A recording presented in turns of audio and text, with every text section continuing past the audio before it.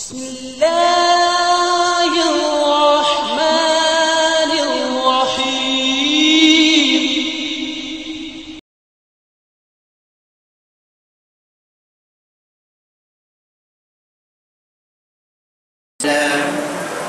إن الحمد لله نحمده ونستعينه ونستغفره ونؤمن به ونتوكل عليه ونعوذ بالله من شرور أنفسنا ومن سيئات أعمالنا من يهده الله فلا مضل له ومن يضلل فلا هادي له وأشهد أن لا إله إلا الله وحده لا شريك له وأشهد أن محمدا عبده ورسوله أرسله بالحق بشيرا ونذيرا وداعيا إلى الله بإذنه وسراجا منيرا من يطع الله ورسوله فقد رشد ومن يعص الله ورسوله فإنه لا يضر إلا نفسه ولا يضر الله شيئا أما بعد فأعوذ بالله من الشيطان الرجيم بسم الله الرحمن الرحيم حميم والكتاب المبين إنا أنزلناه في ليلة مباركة إنا كنا منذرين فيها يفرق كل أمر حكيم وقال النبي صلى الله عليه وسلم لا يحل لمسلم أن يروع مسلما رواه أبو داود الحمد لله সমস্ত প্রশংসা যাবতীয় প্রকার মহান আল্লাহ সুবহানাহু ওয়া তাআলার জন্য যার অপার অনুগ্রহে এবং অশেষ মেহেরবানিতে আজকে আমরা জুমার দিন জামে মসজিদে সঠিক সময়ে সমবেত হতে পেরেছি যে রব্বুল আলামিন আমাদেরকে আসার সুযোগ করে দিলেন সেজন্য তার শুকরিয়া জ্ঞাপন করছি আলহামদুলিল্লাহ অতঃপর অসংখ্য অগণিত ও অজস্র সালাত ও সালাম শান্তির ধারা বর্ষিত হোক আমাদের প্রিয় নবী মুহাম্মদ রাসূলুল্লাহ সাল্লাল্লাহু আলাইহি ওয়াসাল্লামের প্রতি। সমবেত সম্মানিত মুসলিমবৃন্দ, আজকে এই পবিত্র খুতবায় আমি আমাদের সামনে যে বিষয় সম্বন্ধে আলোকপাত করার ইচ্ছা পোষণ করি সেটি হচ্ছে শবে বরাত করণীয় এবং বর্জনীয়। যদিও বিষয়গুলো প্রতি বৎসরই আসে, প্রতি বৎসরই বলা হয়, তারপরেও মানুষের একটি বৈশিষ্ট্য বা যেটা দোষও বলা যেতে পারে আবার গুণও বলা যেতে পারে, সেটা হলো ভুলে যাওয়া।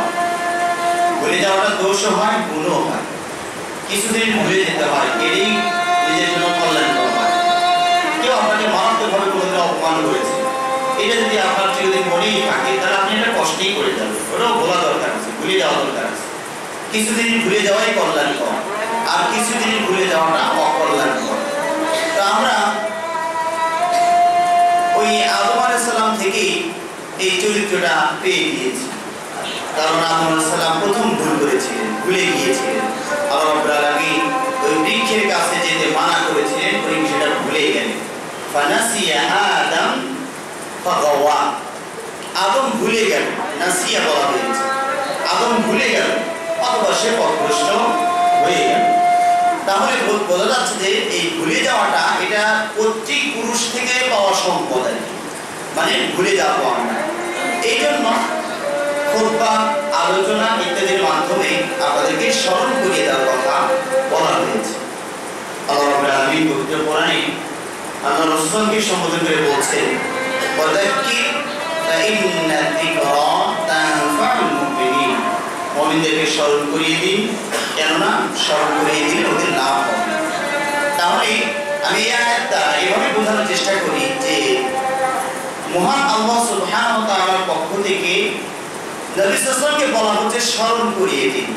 এই কথা বলা হচ্ছে না যে নতুন নতুন কথা শোনান, অথচ তার কাছে ওহী আসে, নতুন কথা বলার অধিকার তিনিই রাখেন, তারপরও তাকে বলা হচ্ছে সবসময় শুধু নতুন নতুন নয়, পুরাতনটা স্মরণ করিয়ে দিন। তার মানে মানুষ জানতে জানতে পড়তে পড়তে জ্ঞানের একটা স্তূপ হয়ে যায় মেমোরিতে। ব্রেন নামক যে মেমোরি আমাদের মাথার ভিতরে আল্লাহ রাব্বুল আলামিন দিয়েছেন, সেটা স্তর পড়ে যায়। এই স্তরে অনেক নিচে যেটা পড়ে যায় সেটা কখনো ক্লিক করলে খুঁজতে দেরি হয়, চাপা পড়ে গিয়েছে। হ্যাঁ, মানুষ কোনোটা একদম ভুলেও যায়, একদম টোটালি মানে পুরোটাই আপনার মেমোরি থেকে আউট হয়ে যায়, এরকম কিছু বিষয় আছে। আর কিছু বিষয় আছে অনেক জ্ঞানের নিচে চাপা পড়ে, ফোল্ডারের নিচে পড়ে যায়। ওই ক্লিক করলে আবার একটু খোঁজার চেষ্টা করলে হ্যাঁ হ্যাঁ হ্যাঁ এটা তো মনে পড়ছে। আবার অনেক সময় কেউ বললে হ্যাঁ হ্যাঁ এই কথাটা পড়েছিলাম, শুনেছিলাম। তাহলে বোঝা যাচ্ছে কি যে জ্ঞান অনেক হওয়ার কারণে নিচে যেটা পড়ে যায় সেটা চাপা পড়ে যায়। ওটাই মাঝে মাঝে একটু মানে খোঁচা মেরে আবার উপরে উঠানোর চেষ্টা করা হয়। এখন মৌসুমের উপরে উঠানো, এটা কেন নিচে থাকবে? এই জন্য মাঝে মাঝে খুতবায় বিভিন্ন জায়গায় খোঁচা দিয়ে বা আবার একটু ধাক্কা দিয়ে স্মরণ করে দেওয়ার চেষ্টা করা হয়। তো সুতরাং আলেমরা আমাদের অধিকার নেই নতুন নতুন কথা বলা, শরীয়তে যা আছে ওটাই শুধু আপনাদেরকে শোনানো, জানানো, পুরাতনটাই আবার স্মরণ করিয়ে দেওয়া। এটি হচ্ছে একজন প্রতিটা আলেমের দায়িত্ব এবং কর্তব্য।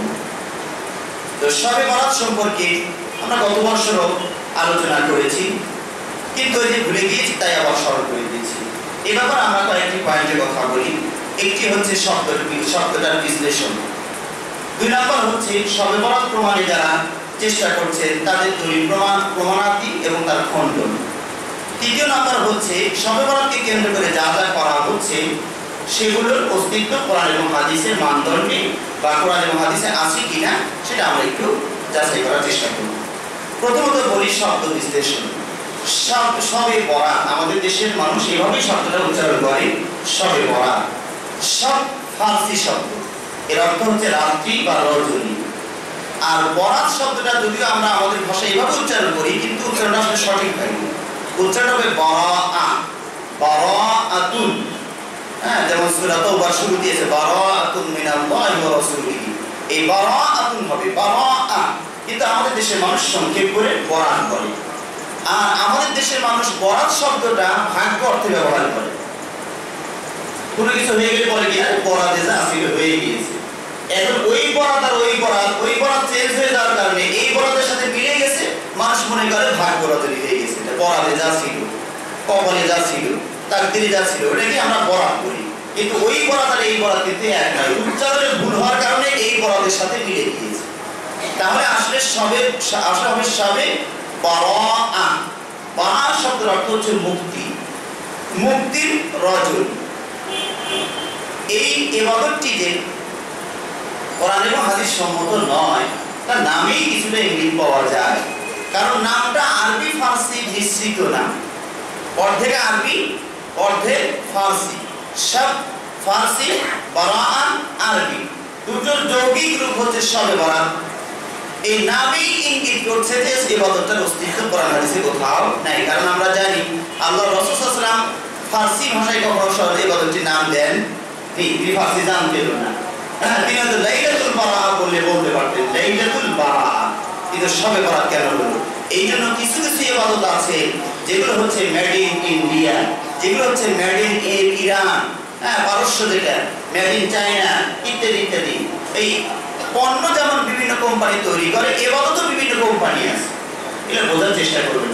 পীর যারা গরিব যারা আছে তারা তো পুরো কারখানাই খুলে নিয়েছে ইবাদত মানে তৈরি করা। তো যে ইবাদত কোরআন হাদিসে নাই ওটাকে আমরা বলি made in India, made in Iran, made in Afghanistan ইত্যাদি হতে পারে। কিন্তু কোরআন মেড ইন মাদিনা যদি হয় ওটা আমরা বুঝে যে মুহাম্মদ সাল্লাল্লাহু আলাইহি ওয়াসাল্লাম ওনার কারখানায় যেটা তৈরি হয়েছে ওইটার নাম দিয়ে আমরা মেড ইন মদিনা। তো এই ইবাদতটি মূলই বোঝা যাচ্ছে যে সমস্যা আছে। শবে বরাতকে প্রমাণ করার জন্য কিছুক্ষণ আগে আমাকে এক ভাই টেলিফোন করে বললেন, হয়তো টেলিভিশনের পর্দায় বসে আছেন, দেখলেন যে বড় বড় আলেম ওলামা চ্যানেলে আসছেন আর বলে যাচ্ছেন শবে বরাতের ভাবে ভূয়সী প্রশংসা, এত বড় বড় বিশাল ফজিলতের কথা বলে যাচ্ছে। আমার ফোন দিয়ে বলে আপনারা কি করছেন?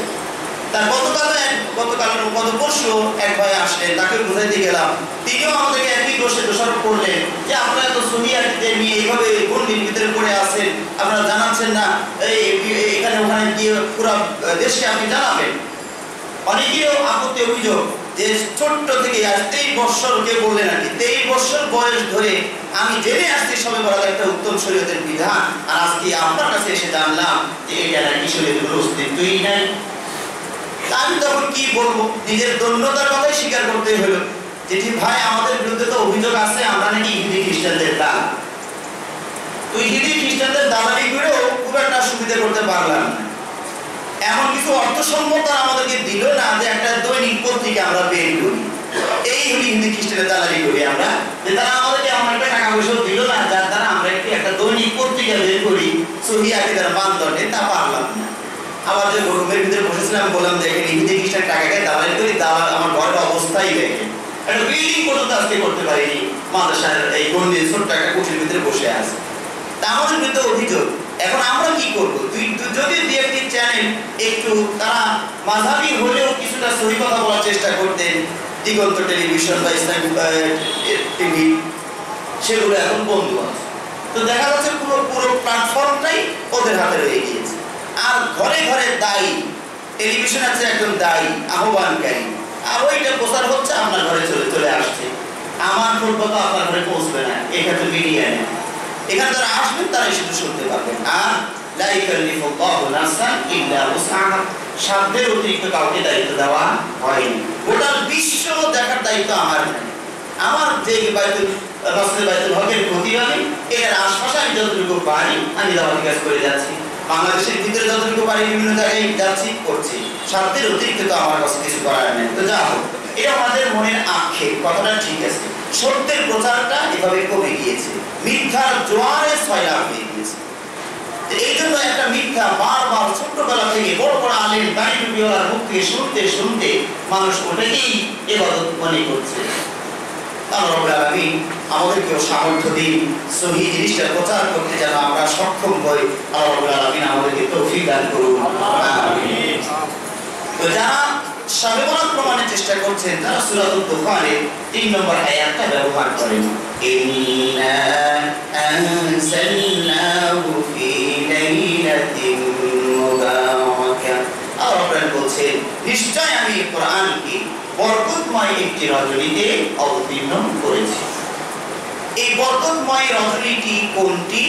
এর তাফসীরে ইকরিমা নামক একজন তাবেঈ তিনি বলছেন হুয়া বা হিয়া লাইলাতুন নিসফ মিন শাবান, শাবানের মাঝামাঝি রাত্রিটি, শাবানের মাঝামাঝি রাত্রিটি। তাহলে এই মুবারাকার তাফসীরটা কার কাছ থেকে আসলো? একজন তাবী, তার নাম হচ্ছে ইকরিমা। কিন্তু আসলে কোরআনের তাফসীর এর কিছু নীতিমালা আছে, এই নীতিমালার আলোকে তাফসীর করতে হয়। প্রথমত হচ্ছে কোরআন দিয়ে কোরআনের তাফসীর করতে হবে।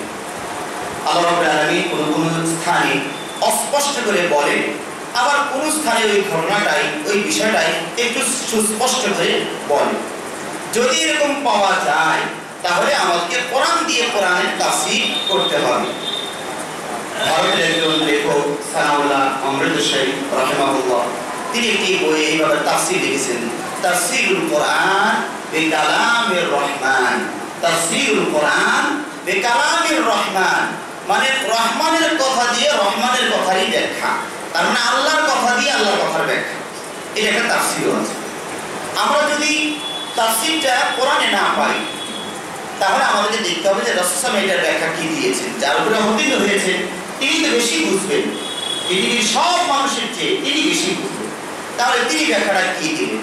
সেখানে আলহামদুলিল্লাহ না পেলে তারপরে স্তরে 3 নম্বর সিরিয়াল আসতে হবে যে সাহাবারা এর ব্যাখ্যা কি দিয়েছে। কারণ সাহাবারা এটার অবতীর্ণের প্রেক্ষাপট তারা জানেন, কোন প্রেক্ষাপটে একটা অবতীর্ণ হয়েছে তারা এই পরিবেশটা তারা জানতেন, তাদের ব্যাখ্যাটা আমরা দেখব। এই স্তরেও যদি আমরা না পেয়ে যাই তাহলে আরো পরের স্তরে আমরা নামার চেষ্টা করব। তো এখন এই যে তাফসীরটি আমরা কোরআনে যদি খুঁজি, যে কোরআনে যদি পেয়ে যাই তাহলে তো সমস্যা হচ্ছে না, নিচে আসার দরকার হচ্ছে না। আরেকটি কথা আপনাদেরকে বলে রাখি, আসলে কোরআনের তাফসীর কোরআন খুব বেশি একটা পাওয়া যাবে না। তেমনি রাসূল সাল্লাল্লাহু আলাইহি ওয়াসাল্লাম খুব বেশি তাফসীর করেননি। হয়তো বলবেন এটা কি করে হয়, যার উপরে আমাদের হলো তিনি ব্যাখ্যা বেশি করলেন না। কারণটা হচ্ছে তিনি যে ছাত্রগুলো পেয়েছিলেন সে ছাত্রগুলো ছিল মেধাবী, রাসূল পড়লেই তারা বুঝে ফেলে। তো ব্যাখ্যার দরকারটা কি? আমি যদি একটা কবিতা বলি আপনাদের সামনে যেমন কবি নজরুল লিখেছেন, আই ছেলেরা আই মেয়েরা ফুল তুলিতে যায়, ফুলের মালা গলায় দিয়ে মামার বাড়ি যায়। এই কবিতা দেখে আমাকে 1 ঘন্টা ধরে ব্যাখ্যা করে আপনাকে বুঝাইতে হবে? না আপনি বুঝেছেন, 70 বছর বয়স ধরে উনিও বুঝেছেন, আবার মাত্র 5-7 বছর বাচ্চা সেও তো বুঝেছে ভাষাটা। এটার জন্য তার ব্যাখ্যার দরকার নেই। কিন্তু যদি ওই কবি নজরুলের একটা কবিতা আমি আপনার সামনে পাঠ করি, দুর্গম গিরি কান্তার মরু দুস্তর পারাবার, লঙ্ঘিত হবে রাত্রি নিশীতে যাত্রীরা হুঁশিয়ার। এটাও তো বাংলায়। এবার যদি আমি জিজ্ঞেস করি বলুন তো কে কি বুঝতে পেরেছেন? অনেকেই আমরা বুঝিনি, কারণ এখানে অনেক কঠিন শব্দ ব্যবহার করা হয়েছে যা আমরা জানি না, আমাদের জানা নেই। বাংলা হলে কি হবে আমি জানি না। দুর্গম মানে নয় বুঝলেন, যা সহজে গমন করা যায় না, অনেক কষ্টে গমন করা যায়, এটাকে দুর্গম বলে। গিরি মানে কি? যারা শিক্ষার্থী জানেন তারা হয়তো বুঝলেন, অনেকে আবার বোঝেন যে গিরি 2 পথের বা 2 পাহাড়ের মাঝের রাস্তাটাকে গিরি বলা হয়। দুর্গম গিরি, এরপরে কান্তার আছে, এরপরে মরু আছে, এরপরে পারাবার আছে, এই শব্দগুলো সব কঠিন। তাহলে এটা আমাকে ব্যাখ্যা করতে হবে।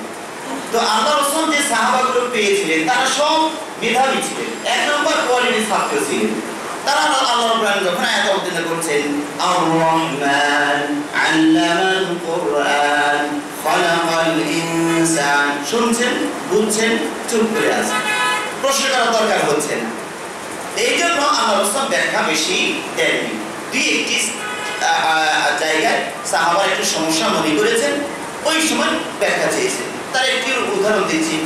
আল্লাহ রাব্বুল আলামিন এই আয়াতে বললেন, ইন্নাল্লাযীনা আমানু ওয়া লাম ইয়ালবিসু ঈমানাহুম বিযুলমিন উলাইকা লাহুমুল আমন। যারা ঈমান এনেছে এবং এই ঈমানের ভিতরে জুলুমকে, অত্যাচারকে মিশ্রণ করেনি, ঘটায়নি, তাদের জন্য কিয়ামতের দিন নিরাপত্তা থাকবে, তারা শান্তিতে থাকবে। সাহাবারা এই যে জুলুম এখানে ব্যবহার করা হয়েছে, যে যারা ঈমান এনেছে কিন্তু কোনো প্রকারের জুলুম করেনি, এইটা সাহাবারা বুঝে আসছে না। এইটা তো হয় না। যদি শর্ত এটাই হয় যে আমরা ঈমান আনার পরে কোনো প্রকারের জুলুম করিনি তাহলে নিরাপত্তা। আর এমন পৃথিবীতে কোনো মানুষ নাই যে জুলুম করে নাই। অন্যের উপর জুলুম না করলেও নিজের উপর তো জুলুমটা মাঝে মাঝে হয়ে যায়। কিভাবে? যে চোখকে যে পরিমাণ ঘুম দেওয়া দরকার সেই পরিমাণ আপনি দেননি, লিখতে আছেন, কাগজ আর কলমে লিখতে আছেন, যে পর্দায় চেয়ে আছেন, তাহলে আপনি এখানে চোখের উপর জুলুম করছেন। এরকম ভাবে শরীরের উপর আমরা অনেক সময় জুলুম করে থাকি, জানা অজানা জুলুম হয়ে যায়। তো জুলুম মুক্ত ঈমান যদি শর্ত হয় নিরাপত্তা, তাহলে আমরা কোনো মানুষই নিরাপদ না, কেউ আমরা নিরাপত্তা পাবো না, কারণ আমরা জুলুম মুক্ত কেউ না। সমস্যা হয়ে গেল। রাসূলের কাছে গিয়ে বলেন, ইয়া রাসূলুল্লাহ, এই আয়াতের অর্থ যদি এই হয় তাহলে আমাদের রক্ষা নেই, আমরা সবাই তো জুলুমের সাথে জড়িত, ছোট আর বড়। আল্লাহ রাসূল বলছে যে না, তোমরা যেভাবে বুঝেছো বিষয়টি ওইভাবে নয়। এখানে জুলুম বলতে শিরককে বোঝানো হয়েছে। তাহলে জুলুম বলতে শিরক বোঝানো হয়েছে। তোমরা কি দেখো না, নেক বান্দা লোকমান হাকিম কি বলেছিলেন? ইন্না শিরকা লা যুলমুন আযীম, নিশ্চয় শিরক মারাত্মক জুলুম। তাহলে জুলুম মানে শিরক, শিরক মানে এখানে জুলুম, ওই অর্থে এখানে ব্যবহার করা হয়েছে। সাহাবা আত্মতৃপ্তি বলে রাখি, শিরক যদি মুক্ত হয় তাহলে আমরা অনেকই পাবো। জুলুম থেকে বাঁচা মুশকিল হলেও শিরক থেকে বাঁচাটা সহজ হবে। এরকম 2-4টি আয়াত সাহাবারা বুঝতে না পারলে ব্যাখ্যা জিজ্ঞেস করতেন। পরবর্তীতে যখন রাসূল চলে গেলেন, দায়িত্ব এসে গেল সাহাবাদের স্কন্ধে। এইবার পড়ে গেলেন সাহাবারা সমস্যায়, কারণ এই সময় ইসলামের কলেবর বৃদ্ধি দিক দিগন্তে ছড়িয়ে পড়ল। অনেক অনারব যারা আরবি ভাষার সাথে মোটেই সম্পর্ক নেই, তারাও ইসলামের ছায়াতলে এসে গেল। এখন তারা বোঝেই না এটা মানে কি, ওটা মানে কি, এটা বুঝি না। এই জন্য সাহাবারা সবচেয়ে বেশি ব্যাখ্যা দিয়েছে, সাহাবারা বেশি ব্যাখ্যা দিয়েছে, কারণ ছাত্রগুলো সব দুর্বল পড়ে গেল এবং আরবিনাও অনারব ছাত্র ঢুকে গেল। এই জন্য সাহাবাদের থেকে ব্যাখ্যাটা আমরা সবচেয়ে বেশি পাবো। তারপরের যুগে তাবিঈদের থেকে আরো বেশি দেওয়া লাগে, কারণ আরো দুর্বল ছাত্র পড়ে গেছে, এরা আরো বোঝে না, এই জন্য আরো ব্যাখ্যা বেশি দেওয়ার প্রয়োজন হয়েছে। তো যা হোক, আমরা যেটা বলছিলাম, এই যে সিরিয়ালের 4টি বললাম, এই 4টি সিরিয়াল অনুযায়ী আমাদেরকে তাফসীর করতে হবে। তো কোরআনের যে আয়াতটি ইন্না আনজালনাহু ফি লাইলাতিন মুবারাকা, এটি একটি বরকতময় রজনী। বছরের ভিতরে আরবি মাস বছর হিসাবে 360 দিনে এক বছর।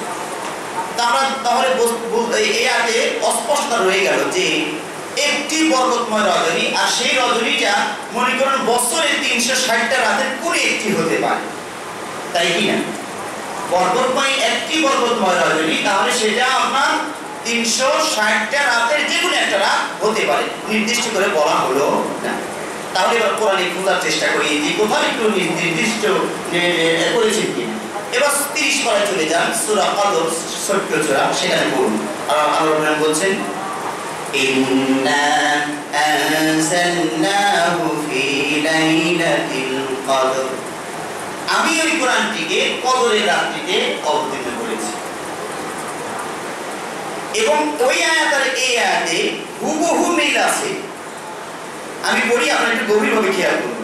ওখানে বলা হচ্ছে কি ইন্না, এখানে বলা হচ্ছে ইন্না, ওখানেও আছে আনজালনাহু, এখানেও আছে আনজালনাহু, ওখানেও আছে ফি, এখানেও আছে ফি, ওখানেও আছে লাইলা, এখানেও আছে লাইলা। এর পরের শব্দটা ওখানে আছে মুবারাকা, এখানে আছে কদর। তাহলে হুবহু মিল আছে। তাহলে সেই বরকতময় রাত্রিটি কোনটি, এই আয়াত তাফসীর করে দিয়েছে সেটা কদরের রাত্রি, কিন্তু অস্পষ্টতা দূর হলো না। কারণ সেই কদরের রাত্রিটাই বা আবার কোনটা, সেই তো আর ঝামেলা রয়েই গেল যে বছরের 360টা দিনের কোন একটা হতে পারে। তাহলে কোথায় আমরা খুঁজবো? আমরা তো আরেকটা আয়াতের সহযোগিতা নিই, সূরাতুল বাকারা, শাহরু রমাদানাল্লাযী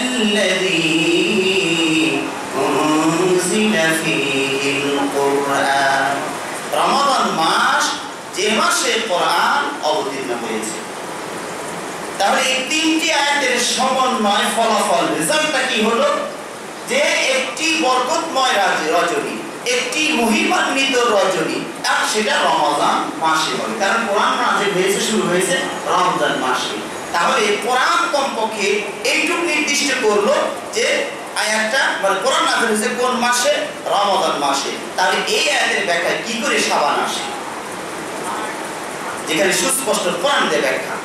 এরপরও অস্পষ্ট থাকলো যে পুরো রমজানের কোন রাত্রিটি লাইলাতুল কদর, এরপরে আর কোনো নির্দিষ্ট কোরআন করেনি। তাহলে এই কোরআন আর খুঁজে লাভ নাই, এবং নিচে স্তরে আসুন। 2 নম্বর তাফসীরে আমরা আসি, সুন্নাত, রাসূল সুন্নাতের দিকে দেখি কি বলে। আল্লাহ কি বলছেন? তাহাররাউ লাইলাতুল কদরি ফি বিত্রি মিন আশরিল আওয়াখিরি মিন রমাদান, তোমরা লাইলাতুল কদর খোঁজো রমজান মাসে, আবার 30 দিন, শেষ দশকে আবার 10 দিন, বেজোর রাত্রিতে। তাহলে নির্দিষ্ট হয়ে গেল। তাহলে কোরআন আর হাদিসের তাফসীর করলে এটা নিঃসন্দেহে কোরআন অবতীর্ণ হয়েছে রমাদান মাসে লাইলাতুল কদরের রাত্রিতে, মহিমান্বিত রাত্রিতে। ভাগ্য রজনী হচ্ছে ওইটাই, রমাদান মাসে যেটা আসছে, এই সবে বরাত এটা নয়। সুতরাং আশা করি আপনারা বুঝতে পেরেছেন যে এই আয়াতের দ্বারা তারা সবে বরাত প্রমাণের চেষ্টা করছে, এটা সম্পূর্ণই মানে ব্যর্থ। এবং আপনি তাফসীরগুলো দেখবেন, তাফসীর তাবারি, তাফসীর ইবনে কাসীর, তাফসীর কুরতুবী, এরকম প্রাচীন যে তাফসীরগুলো আছে, সব তাফসীরগুলোতে সবাই ঐক্যমত যে এখানে এই মুবারাকা রাত্রিটার দ্বারা লাইলাতুল কদর রমজান মাসের যে রাত্রি সেটাই বোঝানো হয়েছে। শুধুমাত্র একজন তাবী তার কথা এখানে গ্রহণযোগ্য হবে। এবার আসুন এই সবে বরাতকে কেন্দ্র করে কি কি করা হয়। আসলে সময় স্বল্পতার কারণে হয়তো আমি আর পুরো দলিল দিয়ে বলবো না, সংক্ষেপে বলবো। গত বছরও বলা হয়েছে, ভিডিও থাকতে পারে, আপনারা সেটা দেখে নেবেন।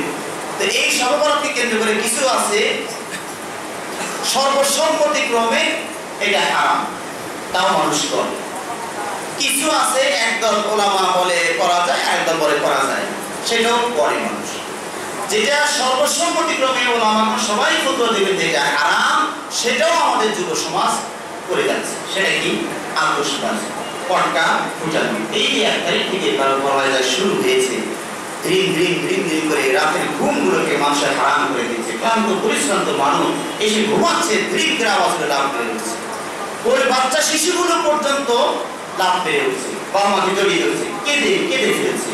এগুলো বন্ধের কোনোই কি তৎপরতা নাই? বুঝি না এটাতে দেশের কি লাভ। আমি ধর্মের দৃষ্টিকোণ থেকে এখন আলোচনা করছি না, আমার দেশের এটা লাভ কি, অর্থনীতিতে কি লাভ হচ্ছে। এটা ক্ষতি আর ক্ষতি আর ক্ষতি, এছাড়া লাভ বলতে কিছু নেই। অর্থনৈতিকভাবে ক্ষতি, আপনি হিসাব করে দেখবেন, এই হিসাবটা কে দিবে, কার কাছে আছে? আল্লাহ জানে। এই দিবসটি উপলক্ষে কতগুলো পটকা ফুটালো, কত কোটি টাকা গেল এখানে, এই হিসাবটা কে দিবে? তাহলে কোটি টাকা আমরা অর্থনৈতিকভাবে ক্ষতিগ্রস্ত করলাম। 2 নম্বর হলো যে ছেলেগুলো এগুলো ফুটাচ্ছে তাদের সময় নষ্ট, তারা ঘুমাচ্ছে না, সারা রাত সুযোগ সুবিধা ফাঁক ফোকর বুঝে তারা এটা মারছে। 3 নম্বর সমস্যা হলো এই যে মানুষগুলো হতচকিত, হঠাৎ করে ভয় পেয়ে যাওয়া, এটা ব্রেনেরও ক্ষতি, হার্টেরও ক্ষতি। জানি না ডাক্তার যারা মেডিকেল সায়েন্স নিয়ে পড়াশোনা করেছেন তারা বেশি বলতে পারেন। ইসলাম এটাকে পছন্দ করে না। হঠাৎ করে অযথা একটা মুসলমানকে আপনি টেনশনে ফেলে দিবেন, ভয়ে আতঙ্ক করে দিবেন, ইসলাম এটা পছন্দ করে না। এই জন্য আল্লাহ বলেছেন কি, লা ইয়াহিলু লিল মুসলিমিন আন ইউরাব্বিআ মুসলিমান, কোন মুসলিমের জন্য এটা হালাল নয় যে একজন মুসলমানকে হঠাৎ করে একটু অযথা আতঙ্ক করে ফেলবে। এই হাদিসটা কিভাবে আসলো? একজন সাহাবী মসজিদে একটা রশি বা কিছু মাথায় দিয়ে ঘুমিয়ে আছে। আর আমাদের মাঝে কারোর দুষ্ট মনোভাব থাকে, ঘুমিয়ে থাকলে একটু ঘাস নিয়ে এখানে কাছে সুশ্রী দেয়, লাভ মেরে ওঠে, ও লুকিয়ে যায়, এতে কিছু দুষ্ট মনোভাব থাকে। তো একজন সাহাবী আবার ভাবছেন যে ওদের ঘুমিয়ে আছে, এই আস্তে আস্তে রশিটা টান দিয়েছে। আর হঠাৎ করে সাহাবী হতচকিত, আতঙ্ক হয়ে উঠছে, করে কি ব্যাপার, কি হলো, শুনলে ভালো মানুষ এরকম টানাটানি কি ব্যাপার, ভূমিকম্প শুরু হলো কিনা, মানে ভাবছে এরকম। এই ঘটনার দেখার রাসূল এই হাদিসটা বললেন যে কোনো মুসলিমের জন্য এটা হালাল নয় যে অযথা বিনা কারণে একটা মুসলমানকে আতঙ্ক করে ফেলবে, এটা জায়েজ নেই। আর রাসূল আরো হাদিসে বলছেন ঈমানের যে 7 স্তরগুলো বলা হয়েছে, সর্বোচ্চ স্তর সংক্ষিপ্ততার কারণে দলিল ছাড়াই বলছি, উপরে সর্বোচ্চ স্তর লা ইলাহা ইল্লাল্লাহ, সর্বনিম্ন স্তর কি রাস্তা হতে কষ্টদায়ক জিনিস সরিয়ে ফেলা, রাস্তা হতে কষ্টদায়ক জিনিস সরিয়ে ফেলা। আর এরা করছে কি, এই যে মা বোনেরা রাস্তায় হাঁটছে, এরা গোপনে গোপনে লুকিয়ে থেকে ধীরে করে পিছনে গিয়ে ফাটিয়ে দিচ্ছে, মা হাহু মুখে লাভ বেড়ে রয়েছে, এটা দেখছে ওর মজা নিলে একটু, কিন্তু ওর কষ্ট থাকে। একজনকে কষ্ট দিয়ে, অযথা কষ্ট দিয়ে তুমি মজা নিবা, এই মজা তো হালাল নয়। সুতরাং আমি আমার যুবক ভাইদেরকে বলি, যারা এর সাথে জড়িত তাদের ব্যবস্থা নেওয়া দরকার। আমি বলি প্রশাসনিক ভাবে এটা ব্যবস্থা নেওয়া দরকার। এর কোনো লাভ নাই, দেশের কোনো লাভ নাই। দেশের কোনো লাভ থাকলে বলতো মেনে নিতাম। এখানে প্রশাসনের দুর্বলতা আমরা মেনে নেওয়া যায় না। এই ক্ষেত্রে কেন দুর্বলতা প্রকাশ করা উচিত? দেশ ও জাতির কোনো যেখানে উপকার নেয়, তারা আমি আমাদের সবাইকে বোঝার তৌফিক দান করুন। আমি এই আতশবাজির পরে আর কি করা হচ্ছে? এখানে আপনার মাজার কবর সাজানো হচ্ছে, কবরগুলো সাজানো হচ্ছে। এমনকি এখন মসজিদগুলো, বিদাতি মসজিদগুলো দেখবেন আলোকসজ্জা করা হয়েছে। ইন্না লিল্লাহি ওয়া ইন্না ইলাইহি রাজিউন। পূর্ব কোনো ধারণা যদি কারো না থাকে তাহলে হয়তো বা কেউ মনে করবে এটা মনে হয় কমিউনিটি সেন্টার, অথবা কোনো বিয়ের অনুষ্ঠান মনে হয় এখানে আছে। যদি মেহরাবটাও সামনে গিয়ে চোখে না পড়ে, তাহলে মসজিদকে এইভাবে চাকচিক্য মণ্ডিত করা হচ্ছে, যেটা সম্পূর্ণ হাদিসের নিষেধ। আল্লাহ সাহাবী আব্দুল আব্বাস বলেছেন, লা তুযাখরাফান্নাহা কামা যাখরাফাতিল ইয়াহুদ ওয়ান নাসারা। অচিরেই তোমরা মসজিদগুলোকে আলোকসজ্জিত করবে, চাকচিক্য মণ্ডিত করবে, যেমন ভাবে ইহুদি খ্রিস্টানরা করেছে। আস্তে আস্তে আমাদের করা শুরু হয়ে গেছে। এই মসজিদ সাদা মাঠা একটা মসজিদ হইল, আমাদের মসজিদ কত সুন্দর টাইল, এদিকে আত্মাটা বলে যায়। কথা বুঝতে পারলেন? মানে মানুষের মন মেজাজ এরকম পরিবর্তন হয়ে গেছে, চাকচিক্যর প্রতি ঝুঁকে পড়েছে। তো মসজিদ এরকম চাকচিক্য করা, কবর আলোকসজ্জিত করা, কবরে আলো নিয়ে যাওয়াই নিষেধ, সেখানে সেগুলো হচ্ছে। আর কি হচ্ছে? কবর জিয়ারত হচ্ছে। এই নির্দিষ্ট তারিখে কবর জিয়ারত, 3 তারিখ নির্দিষ্ট করে কবর জিয়ারত করা শরীয়তে নিষেধ। প্রতি ঈদে যাবে, প্রতি জুমায় যাবে, প্রতি সোমবারে যাবে, এরকম 3 তারিখ নির্দিষ্ট করে কবর জিয়ারত করতে যাওয়া বিদআত। আপনার যখন মন চাবে তখন যাবে, কোনো দিন তারিখ নির্দিষ্ট হবে না। শবে বরাতকে কেন্দ্র করে আজিমপুর কবরস্থান সহ অন্যান্য কবরস্থানে দেখবেন এখানে দোয়ার দোকান বসেছে, দোয়ার ব্যবসা হচ্ছে। কিছু আলেম ওলামা বসে গেছে, বিদাতি আলেম ওলামা, কিছু লোক আসছেন জেনারেল শিক্ষিত মানুষ, এখন ভাবছে আমি কি দোয়া করবো, জীবন করা শিখি নেই কিছু, কেন আমি তো কি বলতে গিয়ে কি বলে হারাই, তা হুজুর তাই 500 টাকা দিলাম একটু দোয়া করে, তারপর সঙ্গে সঙ্গে দোয়া শুরু হয়ে গেল। 500 টাকার দোয়া, এটা 50 টাকা দিই, 50 টাকার দোয়া, মিনিটের কম বেশি, কথার মধ্যে কম বেশি, 5,000 দিলে একটু বেশি করে দোয়া। হ্যাঁ, তাহলে এখন এই শবে বরাতকে কেন্দ্র করে দোয়াও বিক্রি হচ্ছে, দোয়ার ব্যবসা চলছে। এই দোয়া তো কবুল হবে না, কারণ এই ইবাদত যেটা আল্লাহর জন্য করা হয় সেটা কবুল হয়। সেইটা আপনি কিনে নিলেন, তাও নয় বুঝতাম যে কবুলটা কিনছে, এটা তো মানে তৈরি হয় নাই, শূন্যের উপরে ওই যে কবিতাটা আমার এটা বিক্রি হয়ে যাবে, আচ্ছা নিলাম, কি হলো এটা, কথা বুঝতে পারলেন? তো এরকম হাওয়ার উপরে বিক্রি করা চলছে। সুতরাং এইভাবে দোয়া করা এগুলো জায়েজ নেই। এছাড়া আরো কি আছে, এই যে ইবাদত বন্দি, সালাত করবে মানুষ, হ্যাঁ, মসজিদ ঘুরে যাবে। আমাদের দেশে আলেম ওলামারা যারা যারা কাটটা মানে বিদাতি, তাদের কথা আমি বাড়িয়ে দিলাম, কমপক্ষে দেওবন্দি পন্থী আলেম যারা, তারা তো একটু হলেও বেঁচে চলার চেষ্টা করে। তাদের মসজিদগুলো দেখবে যে এগুলো ইবাদত বন্দি চলছে। তাদের যুক্তি কি, আরে মানুষজন আসেই না, আজকে একটু মসজিদে আসলে করুক না, এ বাধা দিয়ে লাভ কি, এই হলো তাদের যুক্তি। আর জনগণও একদম বলা হয় ৮-৮ করে গোসল করে, একদম মাগরিবের আগেই গোসল করে মসজিদে চলে যায়, যে যেন সে তার বাচক ভঙ্গিটা এমন, আল্লাহ আমার কিন্তু বেশি সময় নাই, বারবার আমি আসতে পারবো না, কয় রাকাত লাগে আপনার কোন আজকে দিয়ে যাবো না, বিষয়টা যেন এরকম 100 রাকাত পড়ে যাবে, 90 রাকাত পড়ে যাবে, প্রত্যেকে তুই কয় রাকাত, আর কত রাকাত সময় যদি বাড়াইতে হবে, তার রুকু শ্রদ্ধা তো স্লোগতিতে চলবে না, ওটার গতি বাড়াইতে হবে। এইভাবে ইবাদত বন্দি চলছে।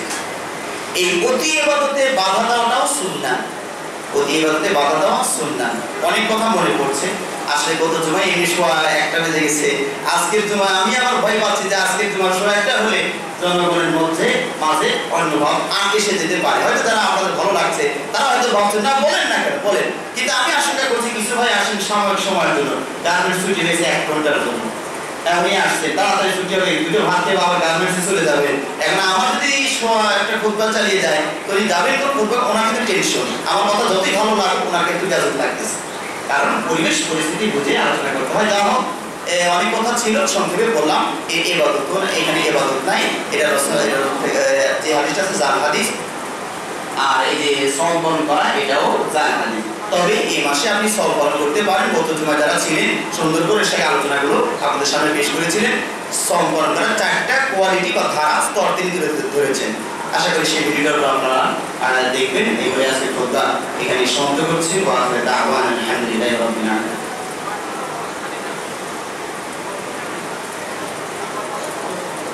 إن الحمد لله وحده والصلاة والسلام على من لا نبي بعده وعلى آله وأصحابه ومن تبعهم بإحسان إلى يوم الدين. أما بعد، فإن خير الحديث كتاب الله وخير الهدي هدي محمد صلى الله عليه وسلم وشر الأمور محدثاتها وكل محدثة بدعة وكل بدعة ضلالة وكل ضلالة في النار. شمس شاركي কথা না বললেই না, এই যে হালুয়া রুটিও মনে হয় এখন তৈরি হবে। হালুয়া রুটি যদিও একটু মানে কমে গেছে, গ্রাম অঞ্চলে একটু বেশি হয়, শহরের এলাকাতে কোনো কোনো জায়গায় হয়, কারণ ওগুলো ভাগ বটনের মারামারিটাই বেশি, এগুলোতে জনগণ না করাই হয়। তো আমরা এখন হয়তো ওই মসজিদে যেটা জমা হয়তো ওইটা বন্ধ হয়েছে, কিন্তু ঘরোয়াভাবে প্রায় সবাই আয়োজন করছে। বিশ্বাস যে এই দিনে রাত্রে যদি ভালো খাওয়া যায়, সারা রাত সারা বছর ভালো খাওয়া যাবে। তো এই রাত্রে আপনি খেলেন হালুয়া রুটি, আর সারা বছর তো আপনি ভাত দিয়ে খাইলেন, তাহলে এই এতদিন ধরে তো পরিবর্তন মনে হয়নি, ভাগ্য যা আছে তাই হচ্ছে। তো যা এই ধারণাটাও ভুল ধারণা যে এই রাতে যা খাবেন সারা বছর আপনি তাই খেতে পারবেন না, বরং আকাশে যা বাজেট হয়ে আছে ওইটাই খাবে।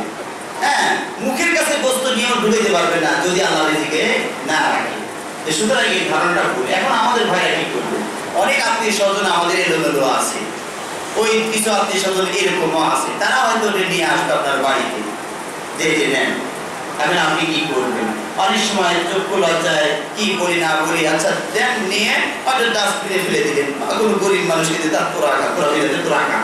কিন্তু আমি মনে করি যে এখানে একটু ওকে ধাক্কাটা দেওয়া দরকার। এইভাবে যদি ফ্রি ফিরে আসে আর যায়, ও বুঝবে যে আপনার জিনিসটা ঠিক না, কম করে একটু ধাক্কা দেওয়া দরকার যে এটা ইবাদতের বিষয়। আপনি অন্য দিন খাবার নিয়ে আসলে আমি 100 বার নিব, কিন্তু আজকের দিনের জন্য আমি নিতে পারছি না, এটা আমার ইমানি বিষয়। সুতরাং তাকে বোঝানোর চেষ্টা করবে যে এই জিনিসটা ঠিক নয়। আপনার যদি নাই আটকাতো তো বুঝবে না, যার সত্যটা জানার চেষ্টা করবে না। এই জন্য কমপক্ষে ঠেকানোর চেষ্টা করতে হবে যে না এটা আমি নিচ্ছি না, আপনি অন্য কাউকে দেন, আরো তো লোকজন আছে তাদেরকে দেন, কিন্তু এটা আমরা নিব না। এভাবে প্রতিহত করা দরকার। আল্লাহ আমাদের তৌফিক দান করুন, আমিন। اللهم صل على محمد وعلى ال محمد كما صليت على ابراهيم وعلى ال ابراهيم انك حميد مجيد. اللهم بارك على محمد وعلى ال محمد كما باركت على ابراهيم وعلى ال ابراهيم انك حميد مجيد. اللهم ارض عن الخلفاء الراشدين، اللهم ارض عن الخلفاء الراشدين ابي بكر وعمر وعثمان وعلي وسائر اصحاب نبيك الكريم. امين. اللهم اعز الاسلام والمسلمين، اللهم اعز الاسلام والمسلمين واخذل كفرة الفجر واليهود والمشركين. رب العالمين আমাদেরকে সহিহ দিনের উপরে বহাল রাখুন। আল্লাহ রাব্বুল আলামিন আমাদেরকে সহিহ দ্বীন প্রচারের তৌফিক দান করুন। আল্লাহ রাব্বুল আলামিন আমাদের মাঝে যারা অসুস্থ আছেন তাদেরকে সুস্থতা দান করুন। অর্থনৈতিকভাবে যারা ক্ষতিগ্রস্ত আল্লাহ রাব্বুল আলামিন তাদেরকে সাহায্য করুন। আল্লাহ রাব্বুল আলামিন আমাদের মাঝে যারা অভাব অনটনে আছেন তাদের দুঃখ দুর্দশা উন্মোচন করে দিন। সুবহান রাব্বিকা রাব্বিল ইজ্জাতি আম্মা ইয়াসিফুন ওয়া সালামুন আলাল মুরসালিন ওয়ালহামদুলিল্লাহি রাব্বিল আলামিন।